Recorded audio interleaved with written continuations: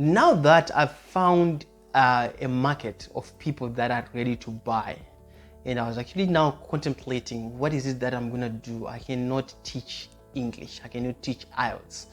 This is what leads us to this video, which is called creating or finding the product. Again, if you haven't downloaded the ebook, I recommend that you download the ebook because it's going to be the guide of what we are sharing today. Hello and welcome. My name is Kuda. If you're not subscribed to my channel again, please go ahead and subscribe to the channel. And this series is talking about a case study of a business that we started of teaching IELTS in Zimbabwe. IELTS is English test that students take before they go embark their journey as nurse assistants to the United Kingdom. So now, if you followed the previous video, I was actually contemplating now, like I've spoken to the guys that were offering the lessons. I tried to give them my ideas, but they couldn't buy in on what I was actually telling them. So I was struggling now at this point whereby I was saying, you know what, I cannot teach English and I see that there is money right there. So there are two concepts in terms of working around creating the buying environment, and there are two concepts in terms of creating the product or creating the service or finding the service. Now, I had two choices to make. Okay, I had to learn. I could have learned how to teach English and then start teaching people, but just because of my experience, it was going to take me a very long time. Just how I've explained in the ebook, that you can find a local business that you can promote their brand and grow their brand online, and then you can actually do a split of the profit or whatever arrangement that you would have actually set up. Now, I then thought of the people that I've trained. Remember, I do run a coaching program whereby I teach people about digital marketing. I guide them in terms of the same principles that I'm actually sharing with you. It's more like a more intense session with them. So I had to think of the students that I've actually taught in terms of making money online. I had a couple of them.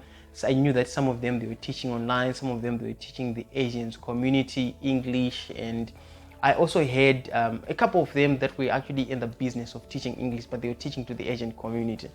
So the first person that I approached was a person who was among my students. We were actually setting up something like that. But all of a sudden, when I reached out to this person, they were not opened up. They were not opened up to the idea. I said, you know what? We can start teaching English to the people that are going to the United Kingdom. That was my first offer to that person. And then all of a sudden, that person had to shut me down. Because the reason why they shut me down is because some of the things that we had tried in the past, it actually failed, because we were trying to establish, I was teaching this person to find people that they can teach Shona in the first world countries, and then they can be teaching Shona while they're in Zimbabwe. So we are setting up a website and finding clients and things like that. That is what we were doing, and it was actually moving slowly. And then when I came across this opportunity, I was like, you know what, can we work on this project? And then they did shut me down. And again, that's what I want you to understand in terms of business. Make sure you're open-minded when someone is giving you ideas and things like that. I then had to reach out to the second person. Now, the second person was a guy, and this guy was already teaching IELTS. Okay, I reached out to them to say, I want to help you to teach IELTS on a very large scale, because I understand the guiding principles of exactly what you need to do in order to go full out on your brand and exactly with what you're doing. So now this guy was actually going to work, and the answer that he gave me said, you know what, I have work that I do. I can only teach in the evening because my work is really tight. This helped me remember a moment in my life of a guy by the name Simbarashe Muriro. Okay, go and Google his name, Simba Muriro. Okay, so now just go and do a research about his background, how much he is worth, and what he has done to make money. I was this event with Simbarashe Muriro in Borodale, Harare, Zimbabwe. And Simbarashe Muriro was telling a story about how he got into business and how he was committed to get some of the deals that he had. So one of the things that I remembered that he shared with me at that event, okay, I was actually sitting in the audience, and Simba clearly said that if you see someone who is wanting to be an entrepreneur and then they will tell you that I've got a job, it simply means that their commitment is going to be very minimum. Just because their commitment is going to be very minimum, they are not going to give full out. Because if someone has a job, they have someone that they can cushion on. So it was more like, you know what, as an entrepreneur, you gotta go full out. You have to create a character that says, I want to win, and losing is not an option. So if someone who has a job will tell you that I have a day job, I'm gonna work on this at night, I was like, no, I don't want to work with this person. Let me just move on to find another person as well. So I then had to go public about this idea. I went to my WhatsApp group where there were students, some of my students, and then some of the Facebook groups, and I was like, I want someone to teach IELTS. And then I came across, so at that moment, a lady called Nyari raised a hand to say, I'm in for the idea. Okay. And I was like, okay, it's fine. Are you ready to do this? So now Nyari also went through, before the offer that I made here, went through these 9 guiding principles. It's something that I've been teaching to a lot of people over a very long time. And I was like, okay, Nyari, you know these 9 guiding principles of how you can actually establish a business. And that's exactly what we need to do.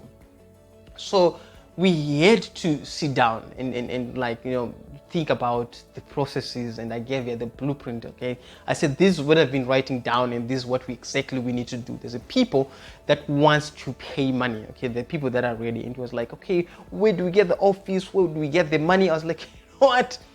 You need to learn to use other people's money to establish a business. That's what business is all about. I mean, think about the people that go to the bank, they borrow your money, and then they start their business, and when their business grows, they pay back the bank. That's what they do. So this again reminds me of an event that I went by the gentleman by Sheki. Check out his profile. Sheki is one of the top business people in Zimbabwe. You can actually check out his profile. Now, Sheki, he was like, you know what, if I go to the bank, when I went to this event, he was like, if I go to the bank, it's going to take me a few minutes to convince the bank manager to borrow me money. That's one of his bold statements. So now I had to think of that moment. I was like, okay, what concept can we bring out that is going to allow us to collect money first and then put the money back into the business and generate more money? So I told Nyeri that let us start marketing IELTS. So one thing that I loved about working with Nyari is that she had 20 years of teaching experience. She was an English teacher for more than 20 years. I was like, wow, this is the perfect person to work with. And she was actually ready to give it full on as well. And again, with Nyari, there were some other projects that we were actually trying to establish. And they were not really moving at the speed at which we wanted to. And then now, we started charging IELTS $40, and then we said, guys, in 2 weeks time you're going to start teaching IELTS. We made our adverts on Facebook and things like that. We're going to be talking about the Facebook marketing and social media marketing as well at the stage that we're going to be talking about marketing. So we marketed the business, and then I remember a person who paid first was a person he called, and he said he went to Australia. I remember, if my memory serves me well, he called to say, I want to learn guys from you. And then we said, we don't have an office, we're looking for an office. I was like, okay, we can just learn from the car, we can just learn anyway, I just need to learn. And then that guy came to make his payment in advance. And then the second person came to make the payment in advance. The other person came to make the payment. I remember the money that we raised at that point when we were charging $40, it was enough for us to get an office. Okay, so we then used that money to pay up for the first office, and then wow, these results were great. We started teaching. Nyari started teaching, and I was actually handling the marketing and things like that. And then more people started to come in, and then we got a much bigger place, okay, that we could start teaching English lessons. So now the whole idea of creating or finding a service does not necessarily mean that you have to become the teacher.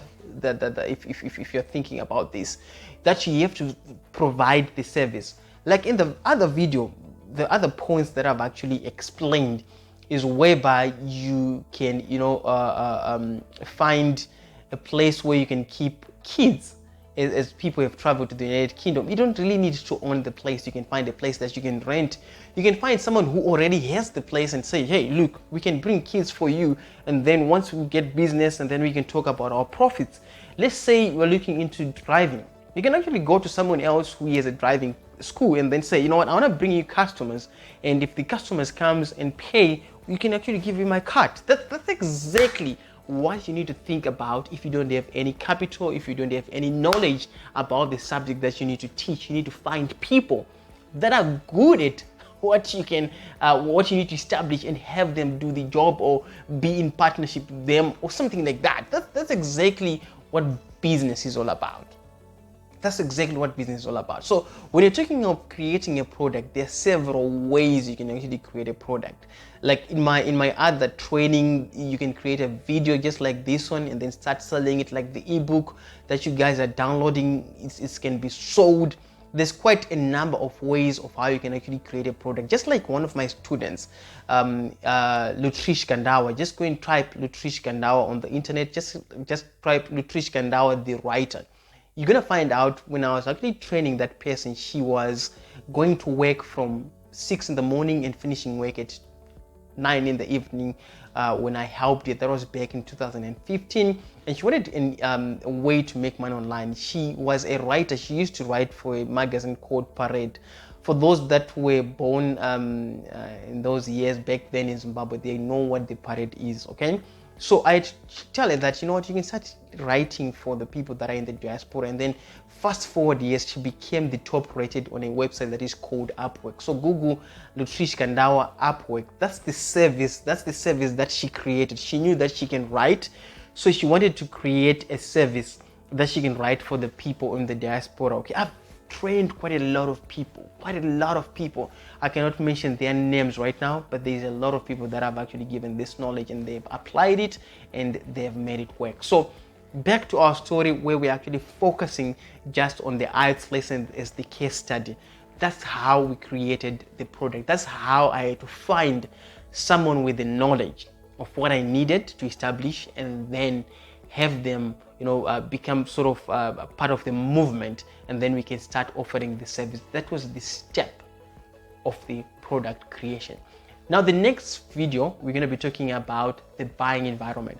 How do you get people to buy from you? How do you get to convince people so that they can know about your brand, so that they can learn about your business before they even meet you? So that's what we're going to be talking about in the next video. I guess you're enjoying this series, and if you are, please leave a comment in the comment section below, and make sure that you subscribe to this channel, and I can't wait to see you on the next coming video. And bye for now.